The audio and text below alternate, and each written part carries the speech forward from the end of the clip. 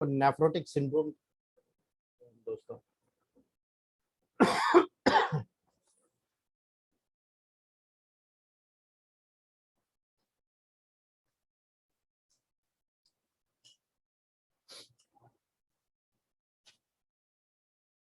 दोस्तों nephrotic syndrome की अगर बात करें तो सिंड्रोम का मतलब जो होता है वो आप सभी समझते हो दोस्तों।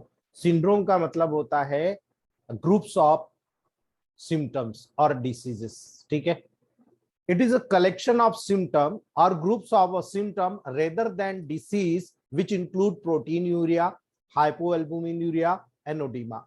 दोस्तों जब आप नेफ्रोटिक सिंड्रोम की बात करते हो तो ये एक प्रकार का सिम्टम्स का कलेक्शन होता है ग्रुप्स का, या ये कहे हम ऐसे सिम्टम्स के ग्रुप्स होते हैं जो एक डिसीज में नहीं पाए जाते, कई डिसीजेस में पाए जाते हैं।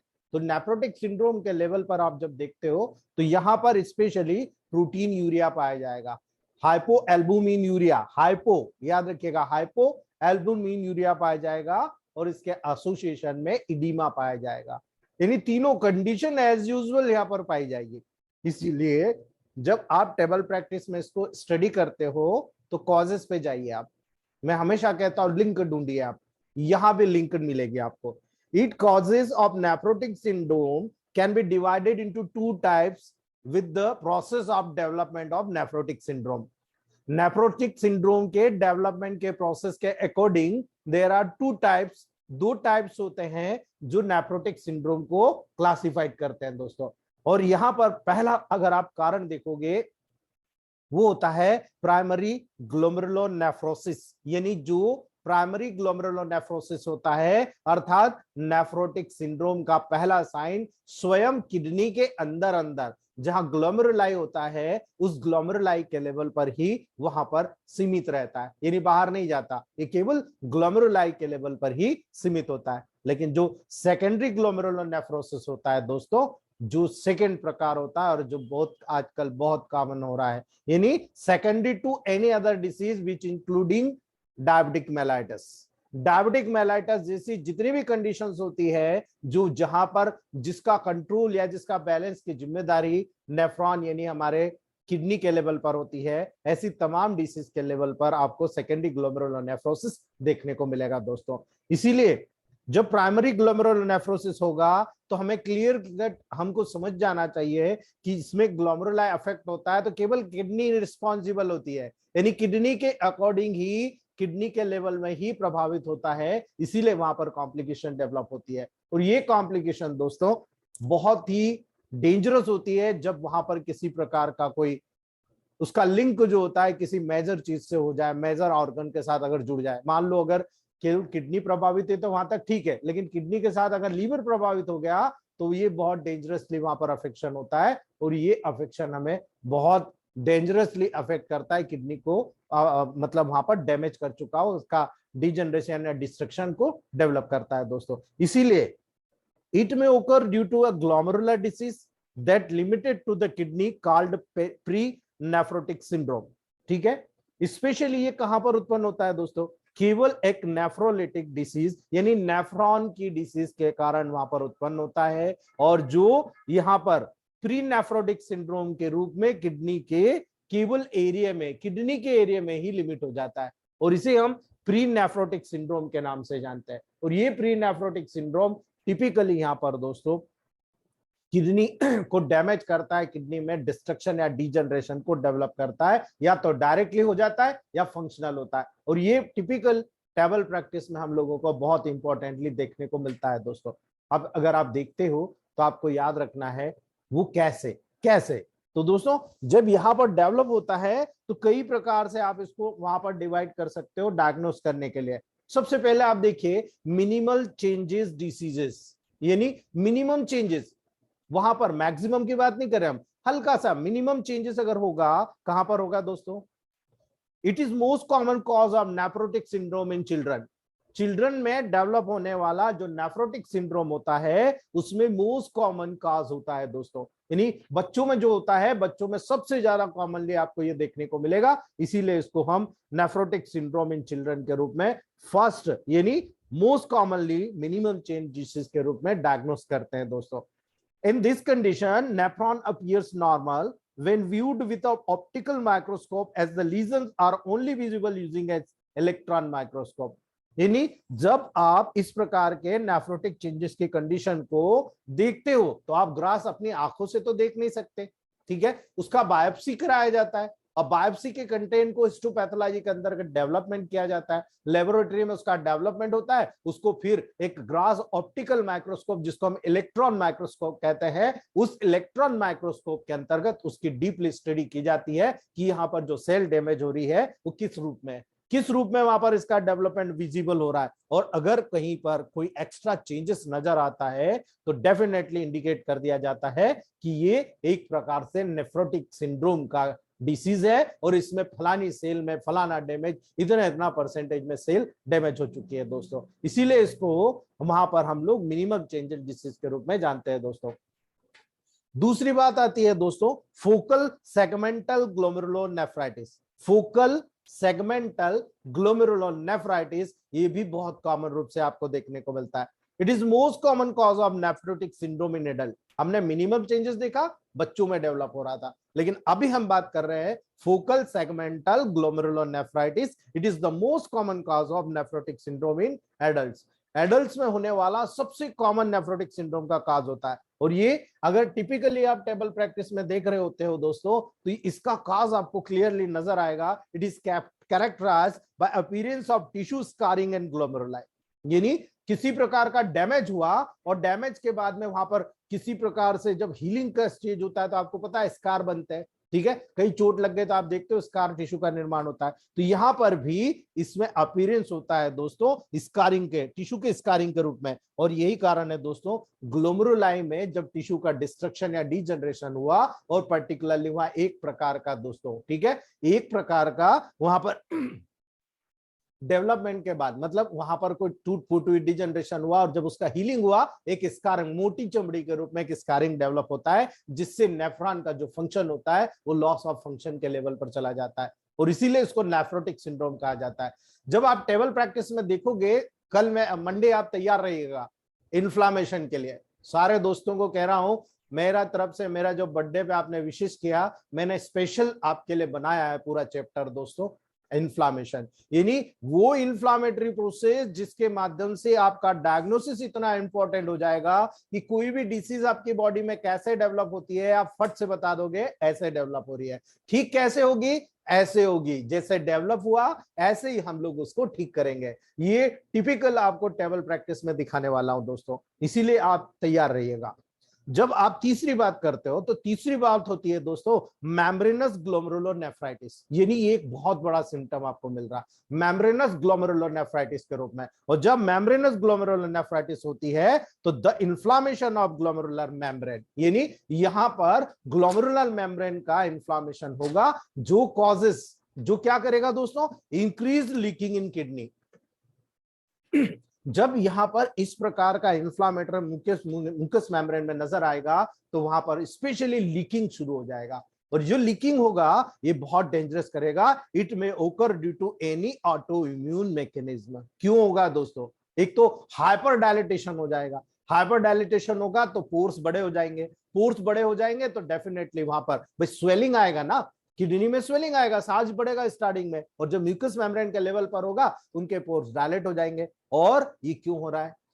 ये कोई ऑटो मैकेनिज्म वहां पर डेवलप हो गया, यानी ऑटो इम्यून मैकेनिज्म, यानी हमारी बॉडी के जो इम्यूनिटी सेल्स होती है हमारी बॉडी की ही किडनी की सेल्स को डैमेज करना शुरू कर देगा। और जब ये कंडीशन होगा, यही तो कारण है वेनेरियो 1 इसमें यूज किया जाएगा दोस्तों, ठीक है। एक्यूट और क्रॉनिक के लेवल पर जब बताऊंगा तो आपको क्लियर समझ में आएगा।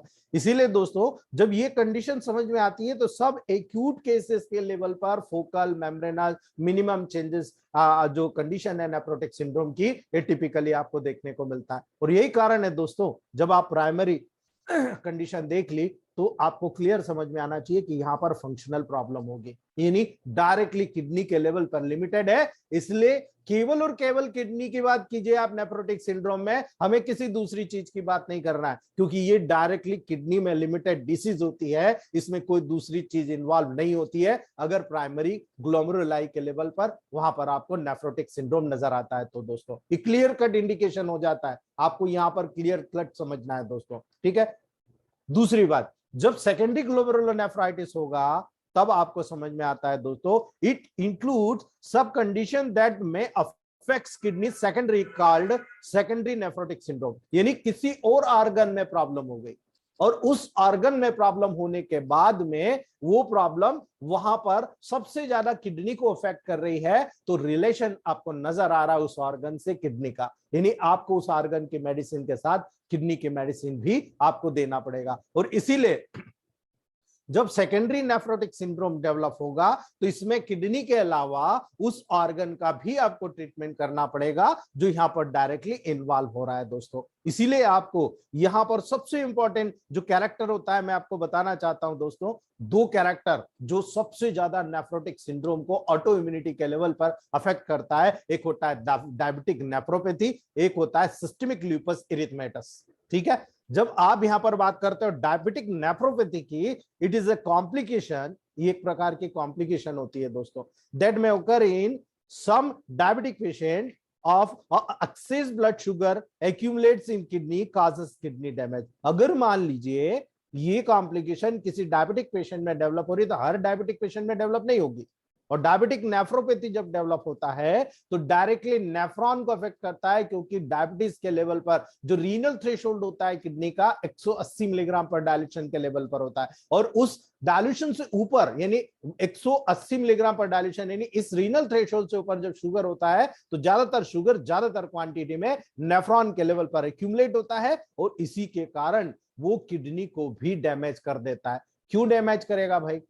आपने कभी ध्यान दिया दोस्तों, जब डायबिटिक पेशेंट कभी कभी आके बोलता है सर मैं जहां बाथरूम करता हूं वहां कीड़े मकोड़े इकट्ठे हो जाते हैं, याद याद कीजिए इस बात को, ठीक है। कई बार तो आप सोचिए कि जब यूरिन में बहुत ज्यादा शुगर जा रहा है तो डेफिनेट कीड़े मकोड़े आ रहे हैं, तो फिर सोचिए कि हमारी बॉडी में तो गुड और बैड बैक्टीरिया का बहुत सारा जंक्शन मौजूद है दोस्तों, ठीक है। और किडनी किडनी तो बहुत डेंजरस है, सारे वेस्टेज मटेरियल यहां से बाहर निकलते हैं और वेस्टेज मटेरियल के साथ में आपको वहां पर नजर आता है कि बैक्टीरिया वायरस वहां मौजूद है, और जब बैक्टीरिया वायरस वहां मौजूद है तो किडनी का इन्फ्लामेशन तो कॉज करेंगे दोस्तों, और जब किडनी का इन्फ्लामेशन कॉज कर रहे होते हैं तो ऐसी कंडीशन में आप लोगों को दोस्तों टिपिकल नजर आता है कि वहां पर जब इन्फ्लामेटरी कॉज हो गया तो ये बैक्टीरिया वायरस को शुगर जब खाने को मिलेगा तो इनकी ग्रोथ भी लपक के होगी, खूब सारी ग्रोथ होगी, खूब सारी सेल्स के लेवल पर डैमेज या डिजनरेशन कॉज करेंगे। इसीलिए दोस्तों डायबिटिक नेफ्रोपैथी नेफ्रोटिक सिंड्रोम को डेवलप करने की सबसे बड़ी काजेस होती है दोस्तों। दूसरा, जब सिस्टमिक ल्यूपस इरिथमेटस की बात की जाएगी, it is a auto immune disease that can affect a number of organ including kidney, बहुत सारे ऑर्गन्स को अफेक्टेड करेगा ऑटो इम्यून डिसीज में, जिसमें सबसे इंपॉर्टेंट होगा दोस्तों किडनी, ठीक है। कौन कौन सी कंडीशन होगी दोस्तों? एचआईवी ले लो आप, ठीक है, एक्वायर्ड इम्यूनोडेफिशिएंसी वायरस सबसे ज्यादा अफेक्ट करता है दोस्तों, और जब सबसे ज्यादा ये अफेक्ट करेगा तो उसके कारण हमारी बॉडी में बहुत ज्यादा वहां पर वीकनेस डेवलप होगी, और वीकनेस डेवलप होगी तो कोई भी वीकनेस के कंडीशन में बहुत सारे कॉम्प्लिकेशन आपको देखने को मिलता है। हेपेटाइटिस बी का लेवल ले लो आप, यानी हेपेटाइटिस बी को लेते हो तो भी, ऑस्ट्रेलिया एंटीजन को लेते हो तो भी लीवर का फंक्शन डैमेज होता है, और लीवर का फंक्शन जब प्रभावित होता है उस कंडीशन में काफी कॉम्प्लिकेशंस आपको देखने को मिलती है। कैंसर को ले लीजिए आप, कैंसर के लेवल पर भी आप देखेंगे बहुत सारी कॉम्प्लिकेशन टेबल प्रैक्टिस में आपको देखने को मिलेगी।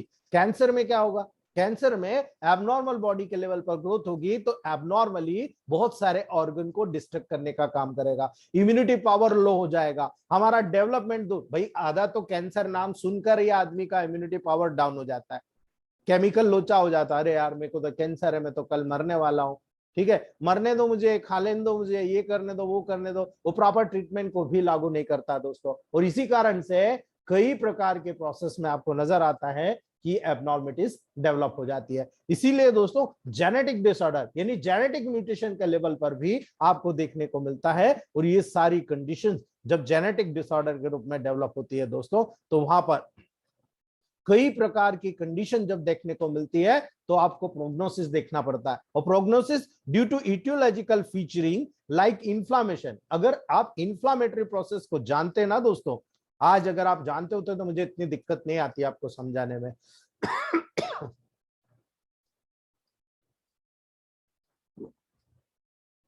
जब ग्लोमेरुलर स्ट्रक्चर की बात करेंगे, गेट्स अफेक्टेड, जो ग्लोमेरुलर स्ट्रक्चर होता है वो अफेक्टेड हो जाता है दोस्तों। और जब वो अफेक्टेड होगा तो इसमें क्या होगा, एल्बुमिन यानी जो प्रोटीन्स है, प्रोटीन जैसे जो मैक्रोमोलिक्यूल्स होते हैं pass through the cell membrane, cell membrane के, नेफ्रॉन के या ग्लोमेरुलस के सेल मेम्ब्रेन के थ्रू जो होता है दोस्तों पास होना शुरू हो जाता है। अब जो पास होना शुरू हो जाएगा तो ये कंडीशन क्या डेवलप होगी, protein urea.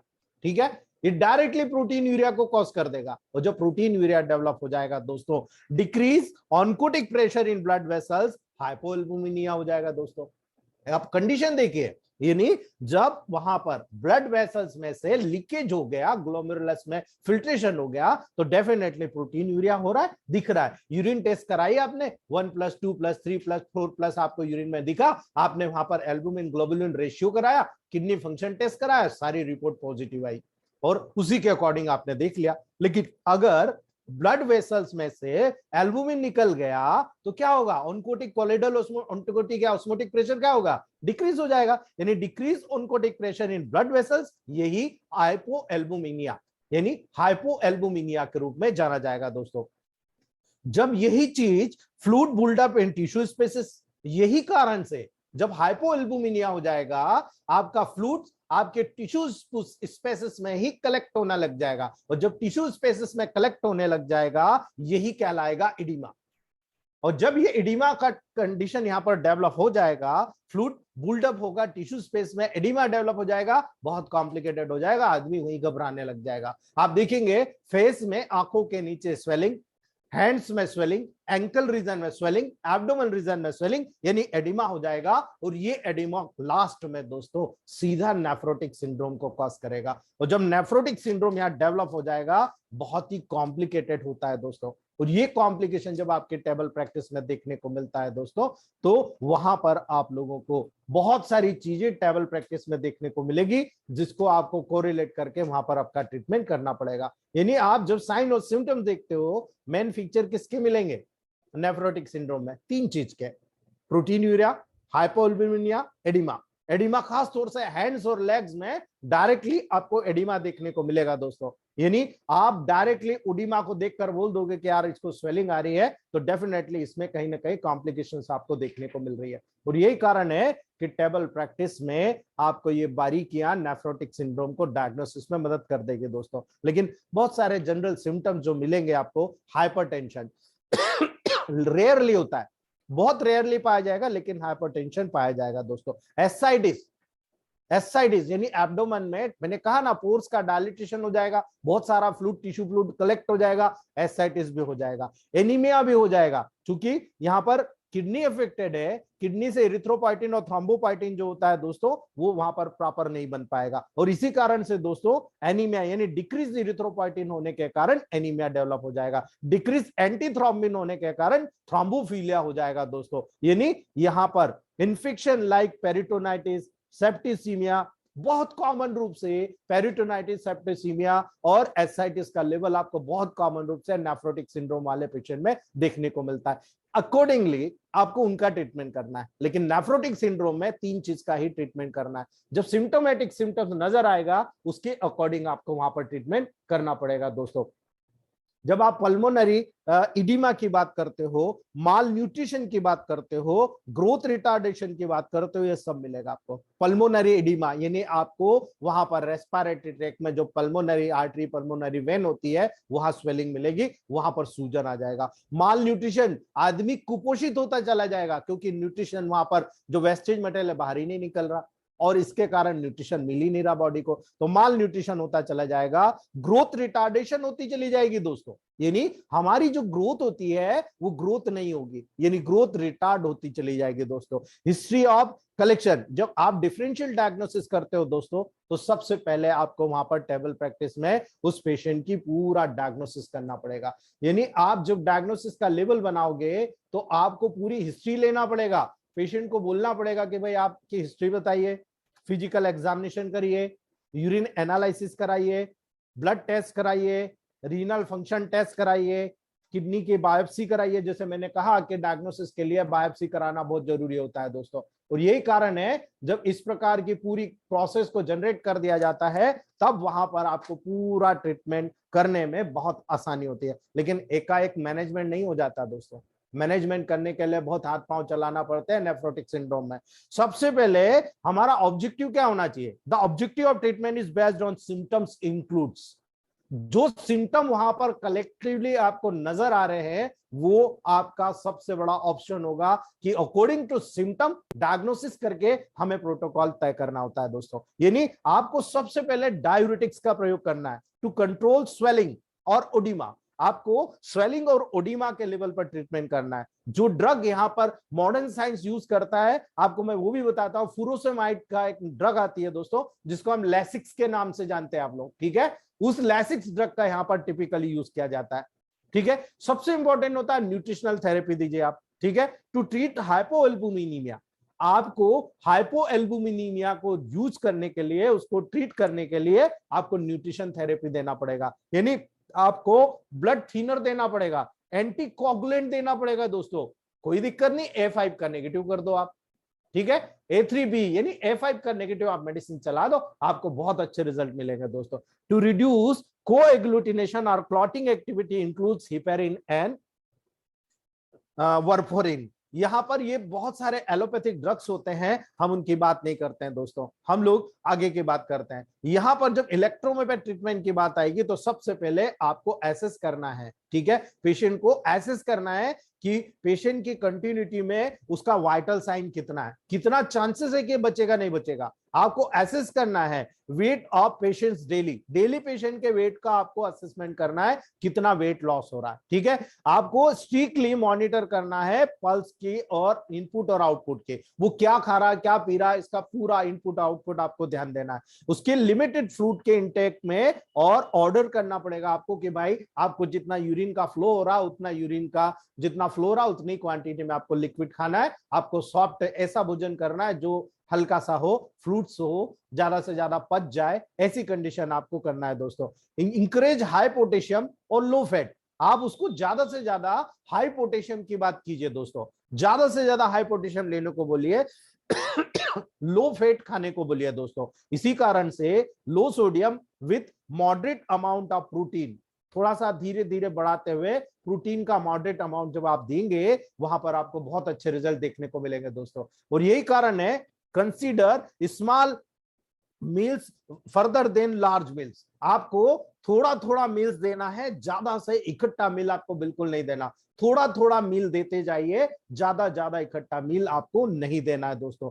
For reduce falling of fullness, promote bed rest, आपको उसमें रेस्पिरेटरी पल्मोनरी ओडिमा हो रहा है या रेस्पिरेटरी उनको मूवमेंट से जब ओडिमा होता है उनको आपको रेस्ट देना है, और वहां पर मिनिमम फिजिकल एक्टिविटी करना है। आप जितना कम फिजिकल एक्टिविटी करेंगे उतनी जल्दी आपके टेबल प्रैक्टिस में आपको रिजल्ट देखने को मिलेगा दोस्तों, और आपका जो रूटीन ऑफ ट्रीटमेंट है वो बहुत ही लॉजिकली अडॉप्ट हो जाएगा दोस्तों। इसीलिए जब एडमिनिस्ट्रेड ड्रग आप प्रिस्क्राइब करेंगे तो अकॉर्डिंग टू इलेक्ट्रोमेपैथ दोस्तों, वहां पर पेशेंट को जितना भी एक्स्ट्रा ऑर्डिनरी, मुझे ये फलाने आयुर्वेदिक डॉक्टर ने दवाई दी, मुझे ये गांठी दवाई मिली, मुझे ये मिले, इससे मैं ठीक हो जाऊंगा, आप उसको पहले ही समझा दीजिए, अगर ऐसा करना है तो पहले ये कर लो, उसके बाद हमारे पास आ जाना, ठीक है। उसके बाद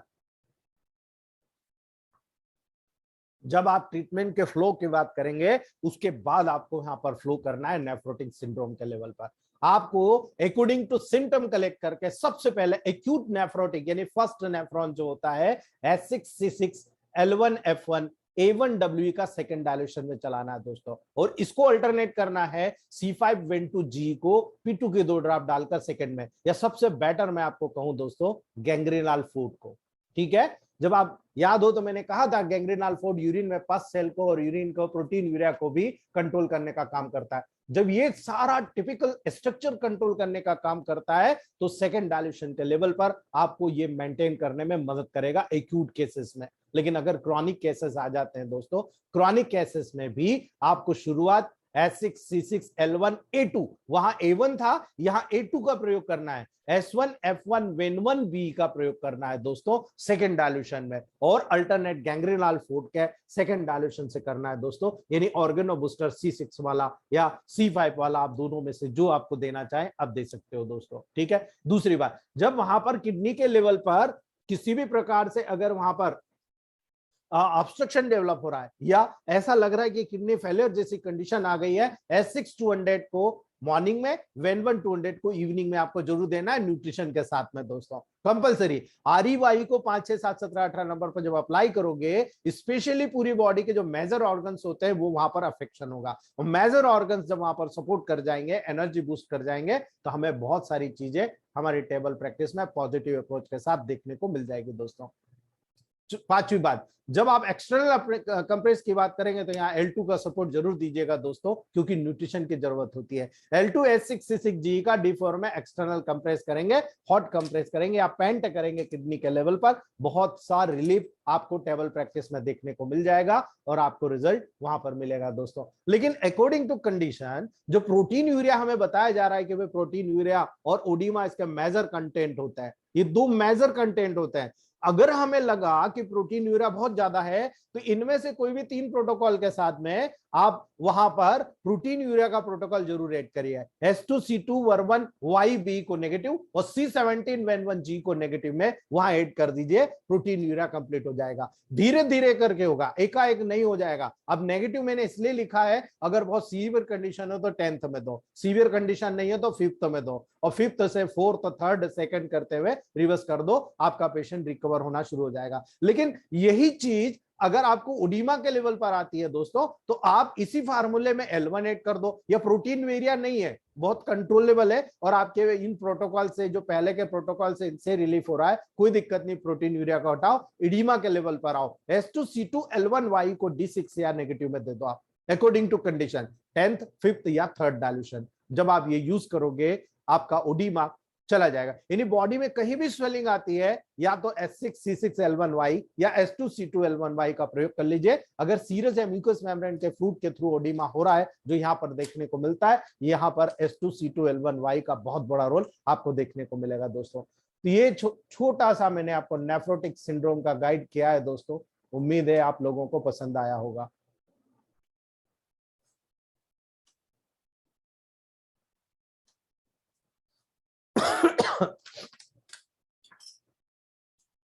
नेक्स्ट स्टार्ट करते हैं दोस्तों।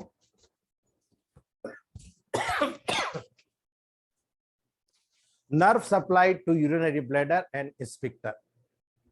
दोस्तों, जब आप नर्व सप्लाई की बात करते हो, मैं हमेशा आपको कहता था, अगर आप लोगों को याद हो, लंबर और सैक्रल वर्टिब्रा, खासतौर से अगर सैक्रल वर्टिब्रा की बात करें, पुडेंडल नर्व की बात करें, आप यहां से क्लियर देख लीजिए, आपको पूरा चैनल नजर आ रहा है कि सिंपैथेटिक और पैरासिम्पैथेटिक नर्व की बात आएगी तो सिंपैथेटिक और पैरासिम्पैथेटिक नर्व क्या करती है, पहले ये समझ लीजिए। जैसे समझ में आएगा आपको एक एक चीज क्लियर हो जाएगी कि यहाँ पर सर्कुलेशन कैसे इंपैक्ट कर रहा था दोस्तों, और ये इंपैक्ट आपको कैसे फॉलो हो रहा है।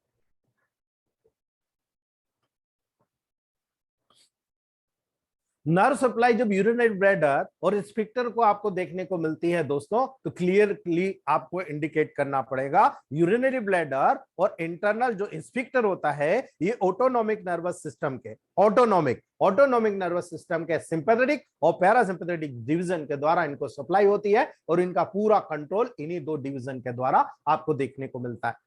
ठीक है, ये भी मान लिया हमने। तो सिंपैथेटिक नर्व सप्लाई क्या करेगा, पैरासिम्पैथेटिक नर्व सप्लाई क्या करेगा, ये विजिबिलिटी आपको आना चाहिए दोस्तों। तो जब ये विजिबिलिटी आती है तो आपको क्लियर नजर आता है दोस्तों, यानी सिंपैथेटिक नर्व सप्लाई के लेवल पर स्पाइनल कॉर्ड, आप इस साइड जाइए सिंपैथेटिक नर्व को, ठीक है, स्पाइनल कॉर्ड की L1 और L2 पहली दो लंबर सेगमेंट से सिंपैथेटिक नर्व के प्री गैंग्लियोनिक फाइबर का एराइजन होता है दोस्तों। ये जो प्री गैंग्लियोनिक फाइबर होता है यहां से शुरू होता है और स्पाइनल कॉर्ड को छोड़ने के बाद ये फाइबर लेटरल सिंपैथेटिक चेन के माध्यम से पास होता हुआ सिंपैथेटिक गैंग्लिया में बिना किसी सिनेप्सी किए हुए, किसी चीज को सिनेप्सी नहीं करता, सीधे वहां से पास होता है सिंपैथेटिक गैंग्लिया में से बिना किसी सिनेप्सी के किए हुए, फाइनली हाइपोगैस्ट्रिक गैंग्लिया में टर्मिनेट हो जाता है। आप देख सकते हो डायग्राम में आपको क्लियरली इंडिकेशन हो रहा है दोस्तों, यानी वहां पर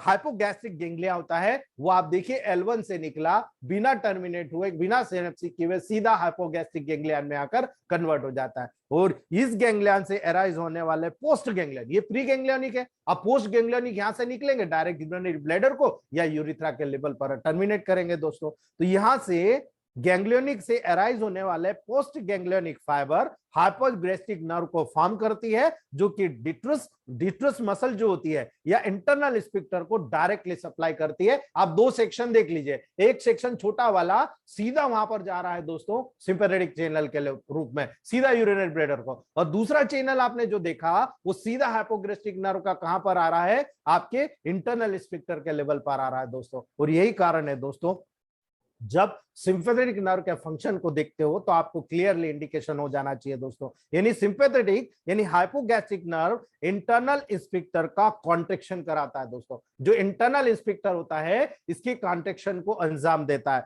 और डेट्रूजल मसल्स का रिलैक्सेशन हो जाता है। जो डेट्रूजल मसल्स होती है रिलैक्स हो जाएगी तो एरिया ओपन हो जाता है और इसके परिणाम स्वरूप यूरिनरी ब्लैडर की फिलिंग होती है, इसीलिए सिंपैथेटिक नर्व को नर्व की फिलिंग के नाम से भी जानते हैं दोस्तों। ठीक है, यहां पर यूरिनरी ब्लैडर की फिलिंग हो जाएगी और जब यूरिनरी ब्लैडर फिलिंग हो जाएगी इसीलिए इसे सिंपैथेटिक नर्व को नर्व ऑफ फिलिंग कहा जाता है, यानी यूरिनरी ब्लैडर में यूरेटर के माध्यम से यूरिनरी ब्लैडर में जितना भी वहां पर यूरिन फ्लो हो रहा है उसके कारण पूरा यूरिनरी ब्लैडर फूल जाता है और फूल के उसमें यूरिन का कलेक्शन कंप्लीटली हो जाता है। ये काम सिंपैथेटिक चैनल का होता है। ठीक है, अगर आपको यूरिनरी ब्लैडर से रिलैक्सेशन कराना है दोस्तों तो आप क्या करोगे, L1 L2 के लेवल पर काम करोगे रिलैक्सेशन के लिए। ठीक है, एक क्लियर कट इंडिकेशन हो गया आपको कि L1 और L2 के ऊपर आप स्पाइनल कॉर्ड पर अप्लाई करा दीजिएगा, आपके प्रॉब्लम हो जाएगी। आपको दो ही चीज तो अप्लाई कराना है, एक तो आ रही है भाई, दो में से एक करा दीजिए,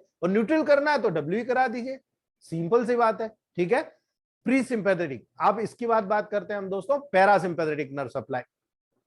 जब पैरासिम्पैथेटिक नर्व की बात होगी तो क्लियर कट आप राइट साइड में आ जाइए, S2 S3 S4 यानी सैक्रल के सेकंड थर्ड और फोर्थ नर्व जो होती है, यानी pre ganglionic fibre pelvic nerve या नर्वस इरिगेंस को फॉर्म करता है। और पेल्विक नर्व जो होती है दोस्तों, जो फाइबर होता है सेकंड थर्ड और फोर्थ सैक्रल सेगमेंट का होता है, जो यहां से अराइज होता है और ये फाइबर हाइपोगैस्ट्रिक गैंग्लियन में, भाई इधर से सिंपैथेटिक गया तो इधर से पैरासिम्पैथेटिक आ रहा है, ये हाइपोगैस्ट्रिक गैंग्लियन में वहां पर नीचे की तरफ जाएगा दोस्तों और उसके माध्यम से रन करता हुआ पोस्ट गैंग्लियनी न्यूरॉन के साथ सिनेप्सी कर जाएगा। यहां पर ये डायरेक्टली जाएगा दोस्तों अंदर यूरिनरी ब्लैडर में। ठीक है, और यहां पर सिनेप्सी बाहर नहीं करेगा हाइपोगैस्ट्रिक गैंग्लियन में, हाइपोगैस्ट्रिक गैंग्लियन के माध्यम से गुजरता हुआ डायरेक्ट सिनेप्सी करेगा दोस्तों यूरिनरी ब्लैडर में, और इंटरनल स्फिंक्टर के क्लोज रिलेशन में ये सिचुएटेड होता है, बिल्कुल पास में सिचुएटेड होता है, और उसी पर जगह पर दोस्तों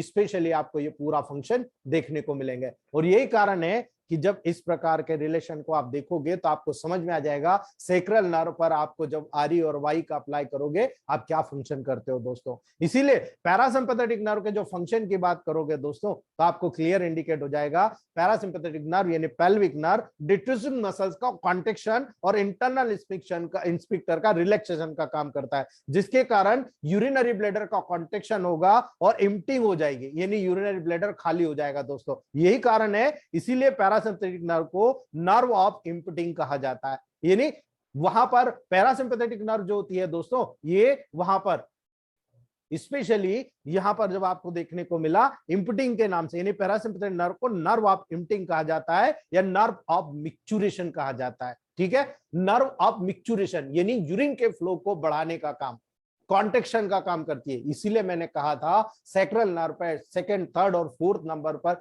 केवल आरी का अप्लाई करा दीजिएगा, बढ़ जाएगा फोर्स। वाई का करा दीजिएगा, रिलैक्स हो जाएगा। इसीलिए दोस्तों पेल्विक नर्व का भी सेंसरी फाइबर से कनेक्शन होता है, जो कि यूरिनरी ब्लैडर, यूरिथ्रा के वाल पर प्रेजेंट जो स्टेज रिसेप्टर्स होते हैं उससे इंपल्स को कैरी करता है, और वहां से इंपल्स कैरी करने के बाद पूरे सेंट्रल नर्वस सिस्टम को उससे जोड़ देता है। यही कारण है दोस्तों पैरासिम्पैथेटिक नर्व ऑफ फंक्शन जो होता है यूरिनरी ब्लैडर को कॉन्ट्रैक्शन करा के वहां से S2, S3, S4 सेगमेंट को कभी मत भूलिएगा दोस्तों, उस सेगमेंट के माध्यम से वहां पर पूरे फंक्शंस को परफॉर्म करने का काम करता है, जो आपको टेबल प्रैक्टिस में देखने को मिल रहा है। ठीक है, करेक्ट।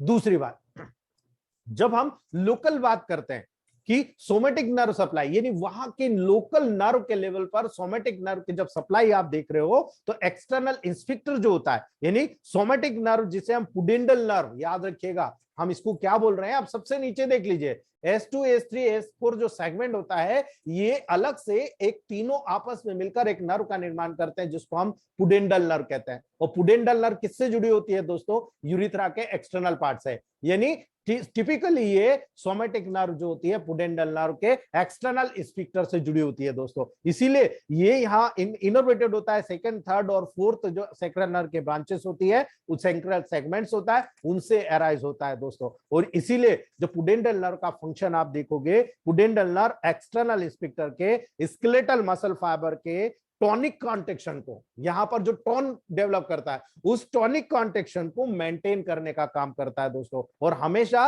एक्सटर्नल स्फिंक्टर को, जो एक्सटर्नल स्फिंक्टर होता है दोस्तों, उसको कॉन्स्ट्रिक्ट करने का काम करता है। और यही कारण है दोस्तों, जब उसको कॉन्स्ट्रिक्ट करके रखता है, तो ये मैच्योरेशन के दौरान ये दोस्तों स्पेशली नर्व जो यहाँ इनहिबिटेड हो जाती है दोस्तों, उसके कारण ये पूरी सप्लाई यहाँ पर इनहिबिटेड, मतलब यहाँ पर इनहिबिटेड कर देता है उसको मैच्योरेशन के दौरान। ये जब नर्व इनहिबिटेड हो जाती है, इसके कारण एक्सटर्नल स्पेक्टर का रिलैक्सेशन हो जाता है, जिसके कारण यूरिन का वॉइडिंग, यूरिन का बाहर निकलना आपके यूरिनरी ब्लैडर से होता है। इसीलिए पुडेंडल नर्व मैच्योरेशन को वॉलंटरी कंट्रोल करने के लिए रिस्पॉन्सिबल होता है। यही कारण होता है दोस्तों कि जो पुडेंडल नर्व होता है, मैच्योरेशन जो यूरिन की प्रक्रिया होती है, यूरिन को त्यागने की जो प्रक्रिया होती है, उसके साथ लिंक्ड होता है दोस्तों। और यही कारण है पुडेंडल नर्व मैच्योरेशन को वॉलंटरी कंट्रोल करने के लिए रिस्पॉन्सिबल होता है, जो हमने इस डायग्राम के माध्यम से सीखा दोस्तों। इसीलिए आपको याद रखना है कि जब यहां पर यूरिनरी ब्लैडर की फीलिंग की प्रोसेस होगी, तो ये आपके लिए बहुत इंपॉर्टेंट होगी दोस्तों। वो कैसे, इस चीज को आप कैसे समझेंगे दोस्तों, इस चीज को समझने के लिए आपको फीलिंग के प्रोसेस को समझना पड़ेगा। यानी यूरिन यहां पर जब नेफ्रॉन्स के द्वारा कंटिन्यूअसली फॉर्म्ड होती है, और ये यूरेटर के माध्यम से drop by drop urinary bladder में फॉलो करती रहती है दोस्तों, फ्लो करती रहती है। यानी किडनी से यूरिन का फॉर्मेशन हुआ और धीरे धीरे ड्रॉप बाय ड्रॉप यूरेटर के माध्यम से यूरिनरी ब्लैडर में आती रहती है। और जब यूरेटर के पेल्विस में यूरिन कलेक्ट हो जाती है और पूरे यूरिनरी ब्लैडर में फुल अप हो जाती है, तब कॉन्ट्रैक्शन वहां पर सेटअप हो जाता है दोस्तों। और जब कॉन्ट्रैक्शन सेटअप हो जाता है, ये कॉन्ट्रैक्शन बाकी के यूरेटर के ऊपर वहां पर दोस्तों ट्रांसमिटेड होता है। यानी ये पेरिस्टाल्टिक वेव के रूप में यूरिनरी ब्लैडर के ट्राइगोन तक पहुंचता है दोस्तों। और ये ट्राइगोन तक पहुंचकर पेरिस्टाल्टिक वेव यूजुअली 3 सेंटीमीटर प्रति सेकंड के रफ्तार से चलती है दोस्तों।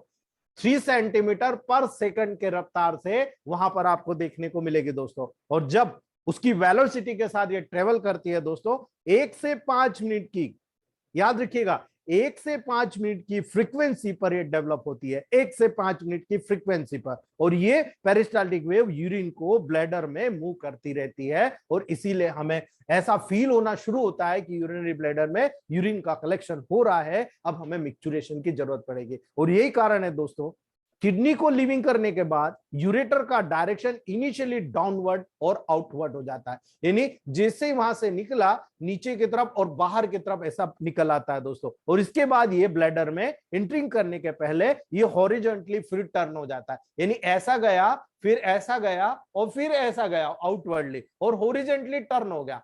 यही कारण है जब स्टोन फंसता है दोस्तों, इन्हीं छोटे छोटे ब्लॉक्स में फंस जाता है, जो बहुत डिफिकल्ट होता है हम लोगों के लिए उसको ट्रीट करना दोस्तों। इसीलिए जब आप यूरेटर यूरिनरी ब्लैडर में एंट्रेंस करने पर एक वहां पर वल्वुलर अरेंजमेंट आप प्रेजेंट हो गए, वहां पर देखते हैं हम लोग एक वल्वुलर वाल्व का अरेंजमेंट वहां पर होता है। और जब पेरिस्टाल्टिक वेव ब्लैडर की तरफ यूरिन को पुश करता है तो ये वाल्व ब्लैडर की तरफ ओपन हो जाता है, यानी ऊपर से जब यूरिन को पुश किया जाता है तो ये यूरिनरी ब्लैडर की तरफ ओपन हो जाता है और यूरेटर की पोजीशन और यूरेटर के इन पर वल्वुलर अरेंजमेंट जो होगा ये ब्लैडर से यूरेटर में यूरिन के बैक फ्लो को प्रिवेंट करने का भी काम करता है। यानी यूरेटर से एक बार यूरिनरी ब्लैडर में आ गया तो यूरिनरी ब्लैडर से वापस यूरेटर में नहीं जाएगा, यानी जब डिट्यूशन मसल्स कांटेक्ट होती है दोस्तों, इसीलिए यहां पर ये प्रोसेस जनरेट करती है जिसके माध्यम से सेंसेशन होता है और ये पूरा वहां पर रिक्वायरमेंट हमको देखने को मिलता है। यानी यूरिनरी ब्लैडर में drop by drop urine collect होती है, वहां पर कोई भी फोर्सेबल कनेक्शन नहीं होता और यही कारण है कि यहां पर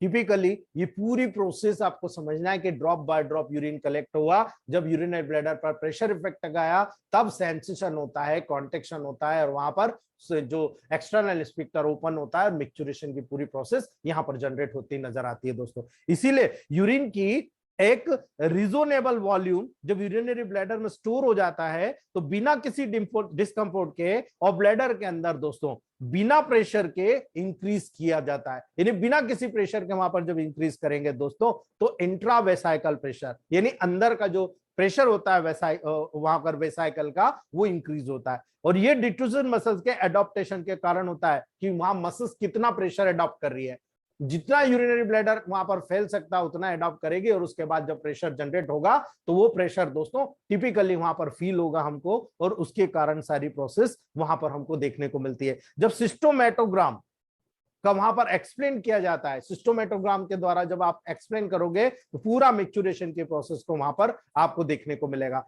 यानी क्या होता है सिस्टोमेट्रोग्राम दोस्तों, ये बहुत इंपॉर्टेंट होता है सिस्टोमेट्रोग्राम। जब आप सिस्टोमेट्रोग्राम की बात करोगे एक टेक्निक होती है दोस्तों जो यूज की जाती है जिसका प्रयोग ब्लैडर में यूरिन के वॉल्यूम और उसके इंट्रावेसाइकल प्रेशर के बीच रिलेशनशिप की स्टडी करने में यूज किया जाता है कि यहां पर कितना परसेंटेज प्रेशर है, कितना यहां पर हमको देखने को मिल रहा है दोस्तों। इसीलिए सिस्टोमेटोग्राम एक ऐसी प्रोसेस होती है जिसमें यूरिनरी ब्लैडर में जब किसी प्रकार की जब यूरिन कलेक्ट हो रही है तो वॉल्यूम का यूरिनरी ब्लैडर पे एक प्रेशर इफेक्ट जनरेट होता है और जब प्रेशर इफेक्ट जनरेट होगा उसके चेंजेस का ग्राफिकल रजिस्ट्रेशन रिकॉर्ड होता है वहां पर ऑन कंप्यूटर पे, उसको हम बोलते हैं सिस्टोमेट्रोग्राम। और ये इंडिकेशन दर्शाता है दोस्तों कि यहां पर मिक्चुरेशन के प्रोसेस के दौरान यूरिनरी ब्लैडर में और उसके प्रेशर में कितना रिलेशन वहां पर मेंटेन हो रहा है, यानी आपका यूरिनरी ब्लैडर कितना प्रेशर सहन कर सकता है, इस सारी प्रोसेसेस आपको दोस्तों वहां पर देखने को मिलती है। और यही कारण है जब आप टेबल प्रैक्टिस में इस पूरी प्रोसेस को जनरेट करते हो आपको पता होना चाहिए एक एक चीज कि यहां पर कितना प्रेशर जनरेट होगा। तो दोस्तों जब मिक्चुरेशन रिफ्लेक्सेस जनरेट होती है तो आपको क्लियरली इंडिकेशन हो जाना चाहिए दोस्तों, यानी जब मिक्चुरेशन रिफ्लेक्सेस जनरेट होगी तब आपको पता चलता है दोस्तों कि यहाँ प्रेशर कितना जनरेट हो रहा है, ठीक है। और ये प्रेशर जनरेशन आपको बता देता है कि टिपिकल प्रोसेस कितना है, ठीक है। यानी जब मिक्चुरेशन रिफ्लेक्सेस जनरेट होगी वो रिफ्लेक्सेस होता है दोस्तों जिसके द्वारा मिक्चुरेशन उत्पन्न होता है और ये रिफ्लेक्सेस यूरिनरी ब्लैडर और यूरिथ्रा के वाल जो सिचुएटेड होती है स्ट्रेच रिसेप्टर के स्टिमुलेशन के द्वारा इलिसिटेड होता है दोस्तों। यानी वहां पर जो स्ट्रेच रिसेप्टर होगा वो जब उसको स्टिमुलेट करेगा तब वहां पर ये प्रोसेस शुरू होती है। यानी जब लगभग 300 से 400 ml यूरिन का ब्लैडर में कलेक्शन होता है, ठीक है, 300 से 400 ml यूरिन ब्लैडर में जब यूरिन का कलेक्शन होगा तो इंट्रावेसाइकल प्रेशर जो वेसाइकल का जो प्रेशर होगा वो इंक्रीज होना शुरू हो जाएगा और इस स्ट्रेचेस के कारण जो ब्लैडर की वॉल होती है वो स्ट्रेच हो जाएगी, उसमें खिंचाव आएगा जिसके कारण स्ट्रेच रिसेप्टर का स्टिमुलेशन होता है और सेंसरी इंपल्सेस का जनरेशन वहां पर हमको देखने को मिलता है। और जब सेंसरी इंपल्सेस का जनरेशन हो जाएगा तो टिपिकली हमको समझ में आएगा दोस्तों कि यहाँ पर क्या प्रोसेस जनरेट हो रही है और ये यूरिन के फ्लो के लिए जनरेट हो रही है। इसीलिए दोस्तों पाथवे पर मैच्योरेशन रिफ्लेक्सेस जब आप देखते हो तो आपको सब छोटी छोटी चीजें आपके नजर में आ जाती है दोस्तों। लेकिन आज थोड़ा ज्यादा हो गया दोस्तों, आज हम यही रखते हैं।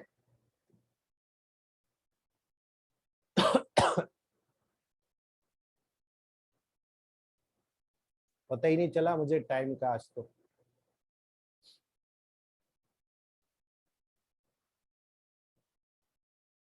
ठीक है दोस्तों, आज हम यही रखते हैं। मुझे सर आपकी तबीयत भी ठीक नहीं है सर, बंद कर दीजिए, गला काफी खराब है आपका जी। ठीक है दोस्तों, यहाँ तक आपने को समझ में आ गया? जी सर। जी sir. Good night sir. Thank you sir. Good night Okay. Sir. Good night sir. Okay दोस्तों, thank you sir. Thank you sir. Okay.